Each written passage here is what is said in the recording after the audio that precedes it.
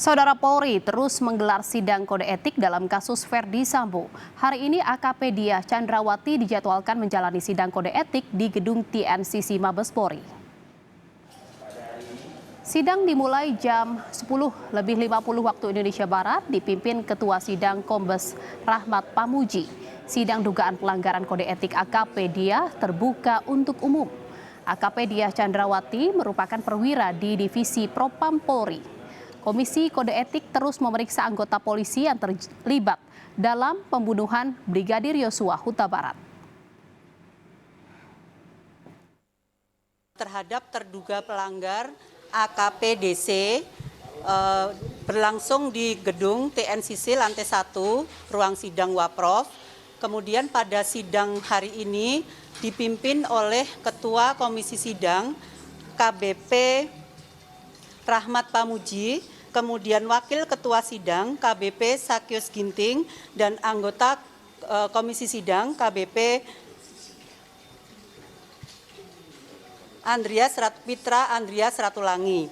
Kemudian sidang tersebut ikut serta juga 4 orang saksi atau dipanggil 4 orang saksi.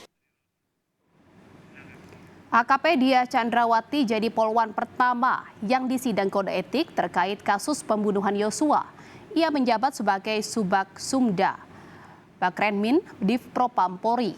AKP Diah Chandrawati tidak terkait dengan tindakan obstruction of justice atau menghalangi penyidikan kasus Yosua. Ia hanya melakukan pelanggaran dengan kategori sedang. Personel Div Propam Polri ini diperiksa soal surat senjata api Barada Eliezer. Saudara, lebih lengkap soal sidang etik AKP Diah Chandrawati di Mabes Polri, kita tanyakan langsung kepada jurnalis Kompas TV Cindy Permadi. Selamat sore, Cindy. Cindy, apa peran dari AKP Diah Chandrawati ini dalam kasus yang menjerat Irjen Verdi Sambo?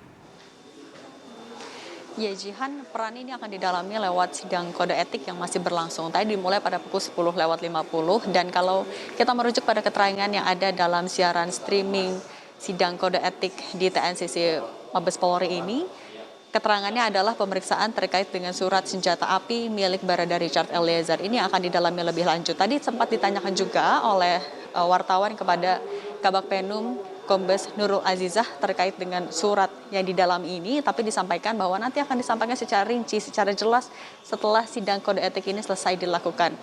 Memang Jihan dan juga saudara, untuk sidang ini yang ditegaskan oleh Polri adalah bahwa AKP Diah Chandrawati tidak terkait dengan perintangan penyidikan atau obstruction of justice, tapi kategori pelanggaran yang dilakukan masuk ke dalam pelanggaran kategori sedang. Kalau kita merujuk kepada Perpol nomor 7 tahun 2022, pelanggaran yang masuk ke dalam kategori sedang adalah pelanggaran yang dilakukan dengan sengaja.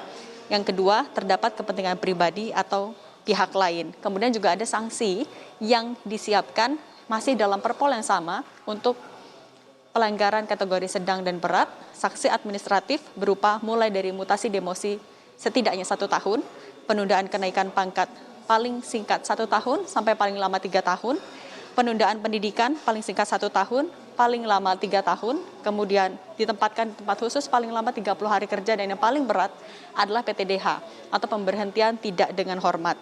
Ini nantinya keputusan atau putusan dari komisi sidang akan langsung disampaikan pada hari ini juga, karena ini juga merujuk kepada instruksi dari Kapolri untuk dilakukan secara cepat. Dari sidang-sidang kode etik yang sebelumnya juga sudah digelar, perlakuannya sama, digelar pada hari itu, pemeriksaan saksi langsung diputuskan pada hari itu juga. Untuk AKP Diah Chandrawati ada 4 orang saksi yang dihadirkan, termasuk Kompol Cuk Putranto. Ia adalah salah satu perwira yang kemarin juga menjalani sidang etik, kemudian diputus PTDH atau diberhentikan dengan tidak hormat.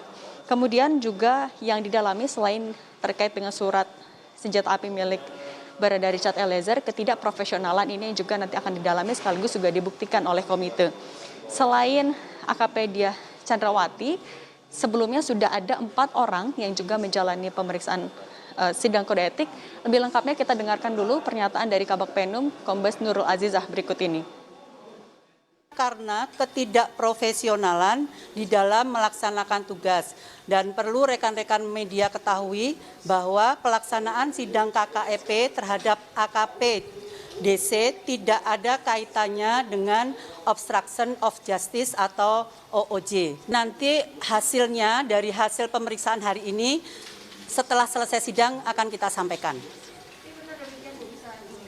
Ya, sekarang kan kita tidak mengikuti sidang, jadi nanti untuk update-nya akan kita sampaikan setelah ada hasil keputusan dan apa yang sudah dilanggar oleh terduga pelanggar.